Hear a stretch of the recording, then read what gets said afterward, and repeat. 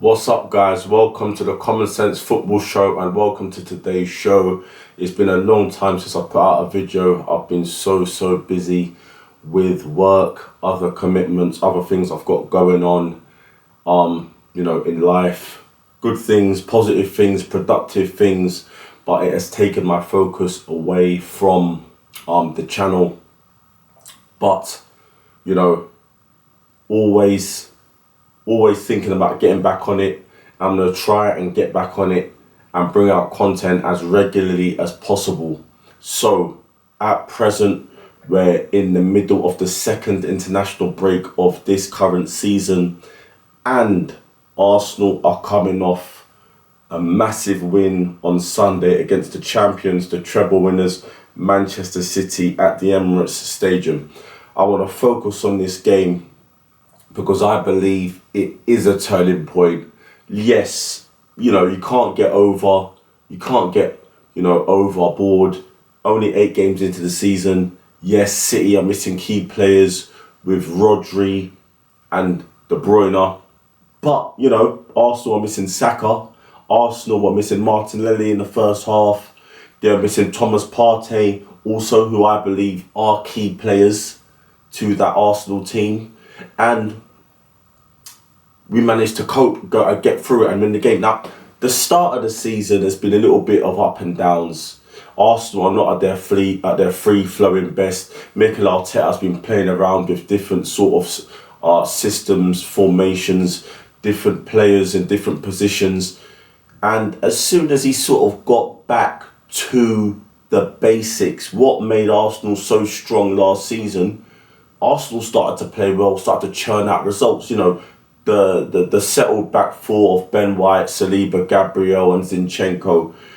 A number 6 that would allow Rice to play as an 8, either Jorginho or Thomas Partey. I'm cool with even one of them playing 6, depending on the game, depending on the tactics, as long as it allows Declan Rice to play 8 and Odegaard as the 10 with, the attacking 3. In the attacking part of the pitch, you can probably be a bit more flexible. But in terms of midfield and defence, I believe they need to be more nailed on. That's the spine of the team, and those players need to be a bit more nailed on. If they're fit, they should play. So we won the game. It wasn't an advert for beautiful football. It was 2 pretty even teams with a lot of respect for one another who, didn't want to make mistakes, because last season when Manchester City beat us 3 times in the FA Cup and in the Premier League combined, those games were settled by mistakes. Pretty even games. Not so much the last one at the Etihad, but the FA Cup game and the first Premier League game at the Emirates, between the two, those were pretty even games and they were settled by mistakes. So both teams wanted to be cautious and didn't want to make mistakes. So that being said, I believe that there were 5 key points that sort of won the game for Arsenal, and also they sort of made me a believer in Mikel Arteta, because before then I was sort of, the gaffer has made errors, as you can do, and I wasn't so much sold on him. Some of his man management style, some of his player selections, some of his overcomplicating certain selections and tactics in certain games. But you can't dispute his first job, one of the biggest jobs in football, and he's doing a great job. So you can't dispute, and he's so young, and he's always going to learn. So you can't dispute that. Arteta's ceiling is high, it's massive.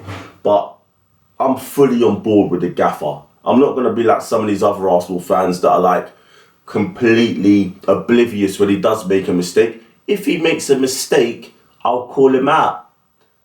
If, things are going down the toilet, then I'll call him out. But with Edu and the way the club's going and the ownership, Arteta is in the perfect position to be successful at Arsenal.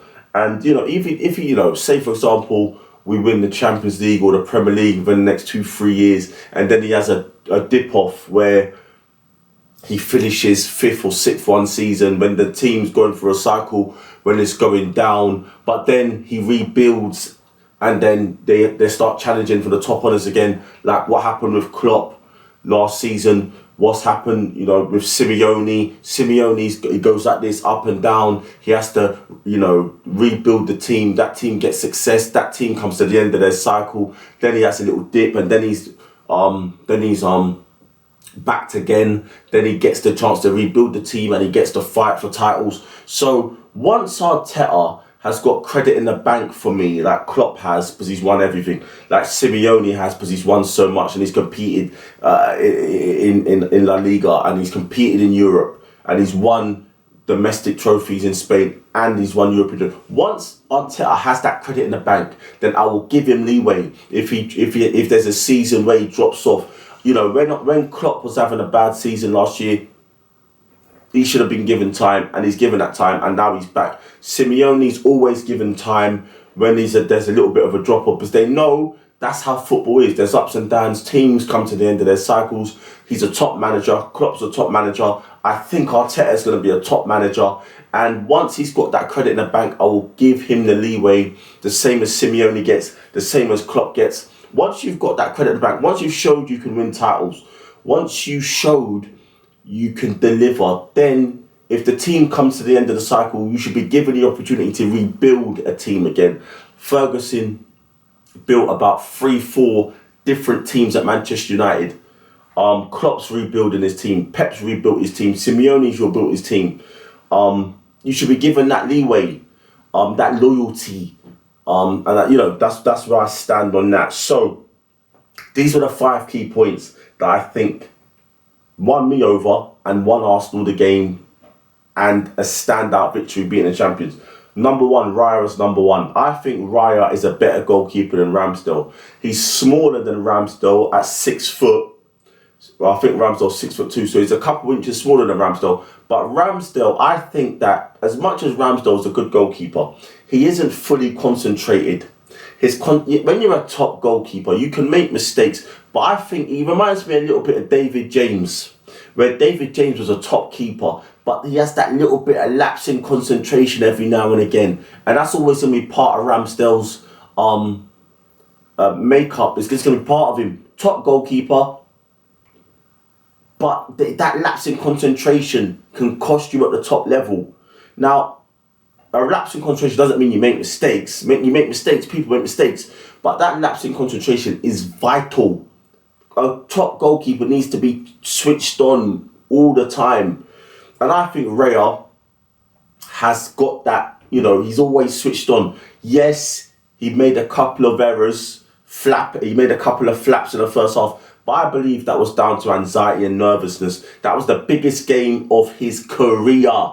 Coming from Brentford, coming to Arsenal, he's in the spotlight. The whole world's watching. So, he went in at half time. The gaffer had a chat with him, had a chat with the rest of the players, and he came out and he was coming for crosses, he was catching crosses, he was calm, he was assured. And I believe he gives that sense of calmness to the back four.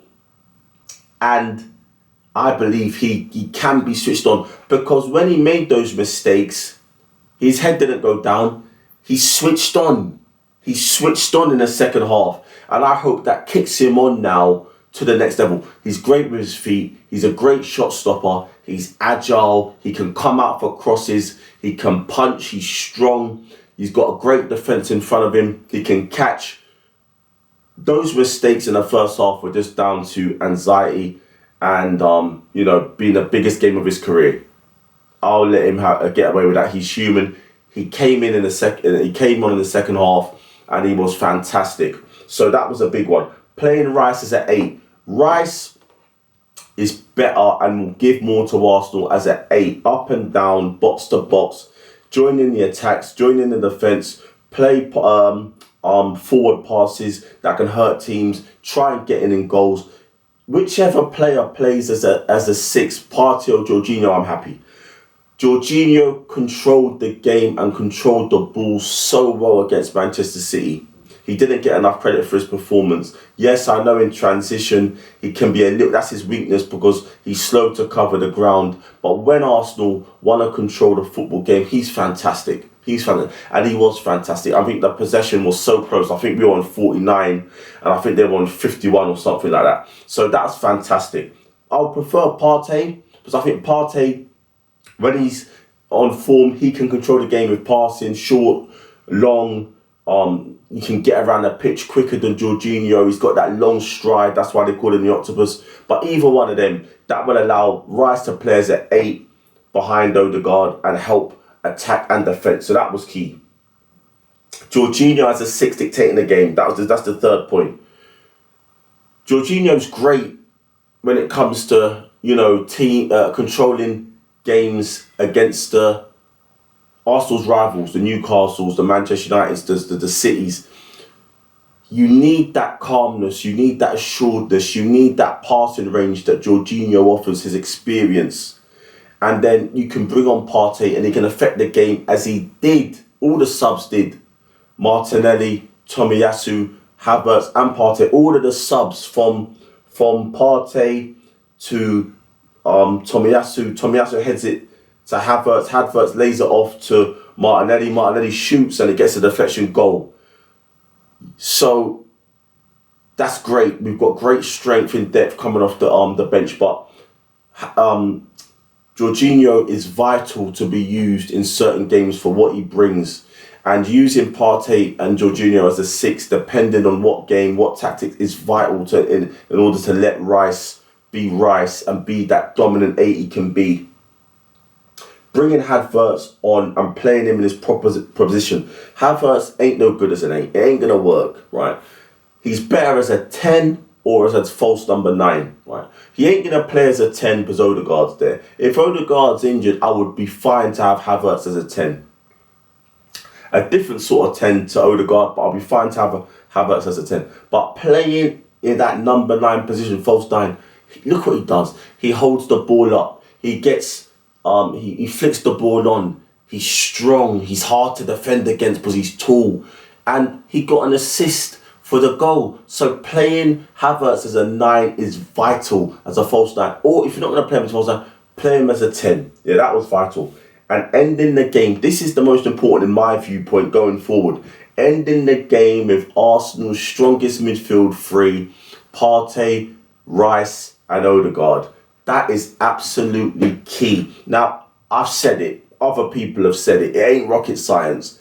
If Arsenal play that midfield trio, we're going to be hard to beat in any competition. We should obviously prioritise... Listen, we should prioritise all competitions. I know that Partey's going to go to AFCON, which is great. He should go to AFCON. All the African players should go to AFCON and represent their countries and try and bring that silverware back to their countries. I hope it's going to come back to my beloved Nigeria.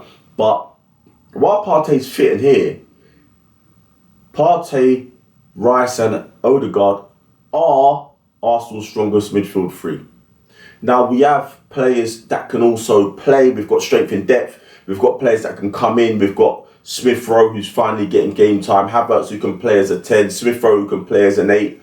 Jorginho, who can play as a 6. I'll be happy with, Jorginho, Smith Rowe and Havertz 3 in certain games. In a Carabao Cup or in the FA Cup in the early rounds. I'll be happy because I think even that 3 be hard to beat. As long as we got a solid defence behind that and, a good attack. So that was vital. If we're going to fight for the Premier League, if we're going to fight for the Champions League, that 3 in midfield must play most games and they must stay fit. Partey, Rice and Odegaard. Now, Gary Neville made some points. If Arsenal are going to win the league, Rice has to stay fit. Yes, I believe Partey also has to stay fit. And the centre-back pairing of Gabriel and Saliba are so vital. They're so vital. For me, they're the best partnership in the Premier League. And Raya needs to get his feet under the table quick, understand he's number 1, establish himself as number 1, because he is a better goalkeeper than Ramsdale. England are not blessed with elite goalkeepers the same level as an Alisson or an Ederson or a Neuer or no Black, right? Ramsdale, who's the one that plays England's number one? Oh, I forgot his name. The one that plays for Everton. Yeah, him. I'm going to Google it quickly. Pope, that plays for Newcastle. And Pickford, that's it. Pickford, that plays for Everton. Those three are good goalkeepers, but they're not elite. I believe Raya can be elite. And yes, he ain't the tallest, but he makes up for that with his agility. He's got spring. You know, Dida was tall, but he weren't agile. But he made up for his lack of agility with his height. So I believe that Raya can get into the top echelons of the elite keepers. He's got the ability. He's playing at the right club. The gaffer believes in him. I believe in him. I've always had doubts with Ramsdale. You know, his character and his passion make up for it. And, you know, I was a Ramsdale fan. But if I'm being totally honest, Ramsdale are the best out of that bunch of goalkeepers, but they're still not in the elite company of goalkeepers. Raya can be, and that's just the way it is. So, certain players need to stay fit, and Arteta needs to stop experimenting in midfield, play the strongest midfield if they're available. Partey, Rice, Odegaard in the key games. I'm talking about Carabao Cup quarter semi-finals if we get there, FA Cup quarter semi-finals if we get there, Premier League, Champions League. Play that midfield trio and will be hard to beat because games are won in midfield. So, you know, salute to the gaffer. You're showing me what you're made of. You showed me that you can learn and you can be fluid, and, you know, let's just hope that Arsenal can win some trophies this season and we can build our legacy up again. I also want to briefly talk about Hazard, who announced his retirement from football today at the age of 32. Quick about him. Hazard at certain points was the best player in the Premier League. He was never the best player in the world because you have Messi and Ronaldo and Gareth Bale. But between him and Sanchez, when they were both at their pomp, they would rotate. He was the best player in the Premier League. He had great years at Chelsea, won titles, won everything, or if not everything, nearly everything, European domestic trophies, Premier League.